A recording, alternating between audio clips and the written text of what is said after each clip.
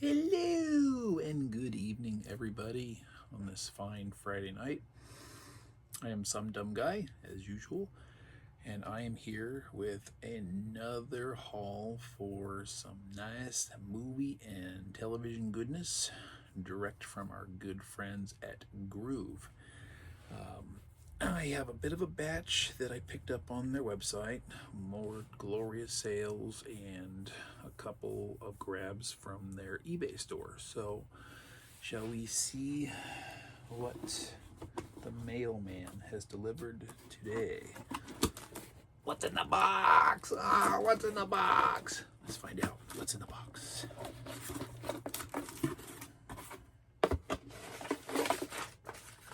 Packing list. I want to peek. Spoiler alert. Okay, let's see. Minty fresh. Alright, well, let's see what we got in here. Okay. Numero uno. Oh, no slipcover. That's sad. I think this is my first animated Batman 4K. Without a slipcover, but it is Assault on Arkham. Yes, it is. And this thing might be broken. Oh, you see this here. It's a little bit of piece of rough plastic poking around underneath that slip or that shrink wrap. And this doesn't look like factory shrink wrap. It's that real thin, flimsy looking stuff. So I'm going to have to open this one up ASAP. See where those pieces are coming from, or at least the one piece. We're rattle free, that's good. But that is very strange. This makes me sad. I have never seen this film. Any viewers out there have seen it and would like to comment? Please let me know. Do you think it's any good? I just finished The Doom That Came to Gotham this evening, and I thought it was pretty okay. I actually liked the art style and the Elseworlds tale, but I didn't quite enjoy it as much as Gotham by Gaslight, but you know, that is okay. Let's see. I don't want to sort these in advance, but I think I'm going to have to at least a little bit. And the next one we have, once again, another Batman 4K, also minus slipcover, animated tale, Batman Year One, which I actually have seen and enjoyed shortly after it came out. It's very unusual having watched the OC TV show when it was airing, that we actually have Ryan from that show voicing Batman / Bruce Wayne. I thought that was a little bit off-putting and take me out of it a little bit, but once I got immersed, it was okay. Just kind of faded off, but yeah, good stuff. And then numero 3, going a little bit more classic, real life from 1973. We have Paul Newman and Robert Redford in a 4K of The Sting. There was a re-release at one of my local theaters last month or the month before, and something came up. I had to miss it. It was a one show only, and kind of kicked myself in the butt for that, so I decided I'd go ahead and order it blind, check it out. But I find when I go and check out these kinds of movies for the first time, I like to do it in a theater when I can. There's just something a little bit different about the experience. 3 days ago, I was fortunate enough to have seen Rear Window for the very first time, Hitchcock, and never saw the movie before, and I got to actually see it for its 70th anniversary release in the theater, which was a glorious experience. I loved it. But that's now 3 Hitchcock films that I saw for the very first time, and I got to see them in the theater prior to watching them at home, so total enhancement of that experience. But it's put me on a bit of a Hitchcock kick. Say that 3 times, wow. Which brings me to my next batch, which I'd seen on their website, and I wish I had pulled trigger sooner, because I don't know if they've gone OOP or if it's an availability thing, I'm just gonna have to follow up. But there was a bit of a sale that included a batch of, I guess, unofficial Hitchcock, but there's a series called Alfred Hitchcock Presents, and I didn't do too much homework on here, but you have 37 season 1 episodes and appear to be just murder mystery series.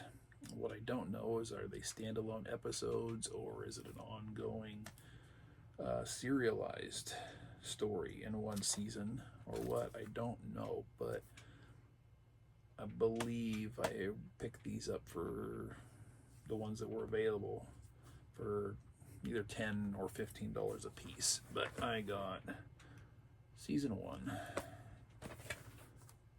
season 2, and then season 5. Why? Because 3 and 4 were not on the website at all. They weren't listed as out of stock. They were not there. So I'm going to keep my eye on that and see if they come in. But trying to find out, any of you know a way to look up a specific title to find out if it is actually out of print or something along those lines. I've never seen that feature on Blu-ray.com, although I have heard that that was a source for finding out that kind of information. I've poked around on individual releases, and I've just never seen anything mentioned about that, even in cases where I know a title is out of print. Having just opened this up and I never really got to preview it one way or another, this is one of those dumb moves that really drive me nuts when it comes particularly to television on DVD releases. It doesn't seem to happen anywhere else. Doesn't seem to happen on Blu-ray so far that I'm aware. Definitely not 4K that I've seen, but this drives me bonkers. So we've got season 1 here, normal everyday case. Season 2, season 5, very much not. I hate that inconsistency. They did a pretty good job spine-wise for these two. Everything lines up pretty well.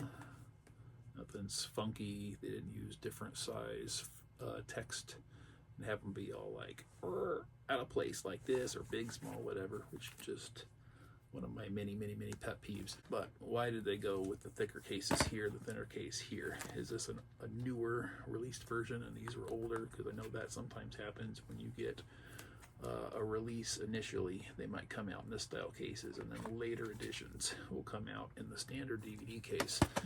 But let's just take a look here.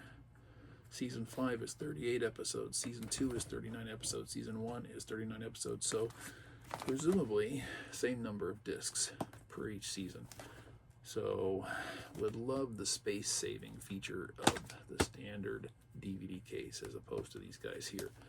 These are going to be some form of digipack thing out of the sleeve, and don't like it. I did not know this before I bought. Would it have impacted my decision? Honestly, probably not, because I can still have the option of transferring these over into a regular case and printing up some artwork for it and doing my best to make them match the season 1 size. So I can cut these down thickness wise in half, probably, more or less, 1, 2-ish. So that'll be good. But either way, not here nor there. I need to keep my eye open for the other 2 seasons. I think it stopped at 5. I've never seen a listing for anything beyond that, but it'd be really cool at some point to check these out, find out again whether it's a serialized or episodic individual murder mysteries or a collection of them. I don't know. Got some really great casts I see in season 1, so that'll be a lot of fun, I think, to check out. And next we have, this one shipped separately in a different package. I think by the time I pulled the trigger to place my order, it was actually out of stock and also on their sale. It's another one going to be awkward for my shelving, but this is Shameless Season 2 on Blu-ray. I own Shameless Season 1 on DVD.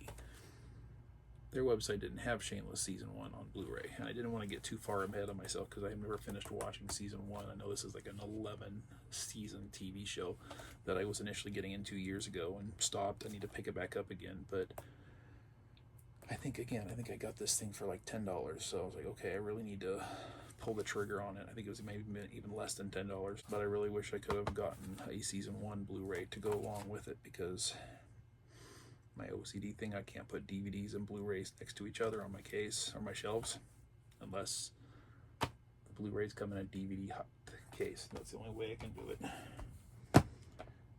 Freaking weirdo. Okay. Then we get on to the GRUVy eBay store delivery purchase. More packing lists. Ugh. Okay. Speaking of which, really happy to make this purchase again. Really great price on it. I think I got this for $11.99. And then as soon as I placed my order, lo and behold, they announced an incoming 4K pre-order. Yay! No. Why? Why? This movie is from 1959. I just buy it, and before I can even get it, an upgrade is announced. But another one I got to see for the first time in the theater, North by Northwest. I loved this movie as much as I loved Rear Window. Really good stuff. And just a great story. Really witty, which is one of the things I appreciated most. The other one I got to see in the theater for the first time, which was almost a year ago, October, I think, was The Birds anniversary release. And I did enjoy that one, just nowhere near as much as these other two. But yeah, aside from, I think, Psycho, which I naturally saw as a kid, I think The Birds was actually only the second Hitchcock film I ever saw. So very much a late bloomer, exposed to that. But trying to make up for lost time. I think I have something now like 17 Hitchcock films now in my library. And of course, not counting this new TV show because he didn't direct that as far as I know. But yeah, I'm just thinking I've got 17 titles, and of those 17, I've watched 1, 2, 3, 4 of them. So got plenty left to do and explore. This blind buy here, I just stumbled across it. I think Blu-ray.com had a giveaway for members on that, and I enter their contests pretty much every time I see one of them, because it doesn't take much to do it. I obviously have never won one necessarily, but it popped up, and it was like, oh, okay, that sounds interesting. And just for GP, I decided to look it up on Amazon, saw it, really cheap, $14.99. It was just coming out. Like, oh, okay, I put it in my cart, and then I just sat on it, whatever, not a priority, and then the price went up or whatever. Yeah, okay, so happened to be on GRUVy, saw it on that site. Hey, $14.99 again. Was shopping around on their eBay store, trying to find additional titles to get that bonus 15% off they offer if you get 2 or more titles within a certain category that they have listed together. And guess what popped up? So original price $14.99, but I ended up getting a 15% off of that price by buying it. So yay! This is a Sting.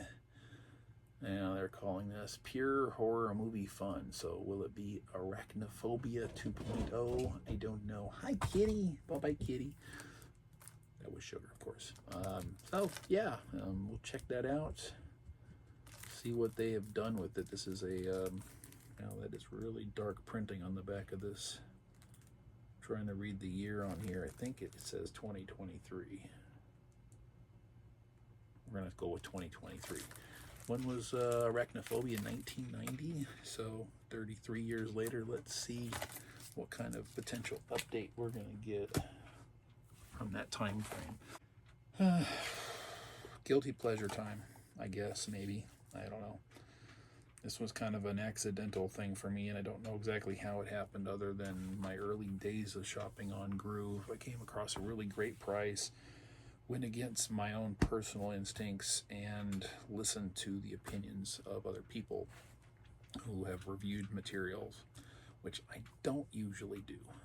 Usually my instincts are pretty spot on, and when I do give in, I end up finding out that, yeah, I should have trusted those instincts. This time necessarily wasn't correct, so I have to admit that. I used to watch Gary over on Nerdrotic's channel a few years back, and he and Az over Heel versus Babyface used to talk about this show in its early seasons, and they praised it. And it's a CW DC comic book show. Not really a big fan. I checked out a couple of them and really got progressively burned out with each attempt. So I ended up walking away from all that before it ever ended and reached any kind of conclusion. This one here, although connected, kind of became its own thing, and the casting for the series drove me nuts. I mean, I'm seeing pictures, I'm seeing video stills and images and little clips and things, and I can't stand the casting for the show. I mean, almost across the board. So the existence of this show really left a bad taste in my mouth even before I had touched it. But because I got a really great price on the first season, and because it was praised so heavily by people who tend to like that sort of thing, I went ahead and pulled the trigger, got the first season, watched it. Despite everything, I actually enjoyed it pretty well. Second season came around, I held off on it, heard it wasn't nearly as good. Price dropped, I went ahead, okay, tried it out, and agreed. Not nearly as good, but still had some promise, but it's a bit shaky. Now we have season 3, and suspense over. We're talking about Superman and Lois season 3. This is a casting I hate. I do. I'm sorry. Was it Tyler Hoechlin, I think is his name? You'd think they'd...